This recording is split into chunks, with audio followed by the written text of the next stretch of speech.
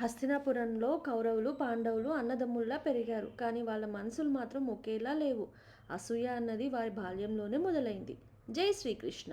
పాండవులు, కౌరవులు ఒకే రాజమహల్లో పెరుగుతుంటే బయటికి చూస్తూ అందరూ సంతోషంగానే ఉన్నారు. యుధిష్ఠిరుడు శాంతంగా, అర్జునుడు చురుకుగా, భీముడు బలవంతుడిగా పెరుగుతున్నారు.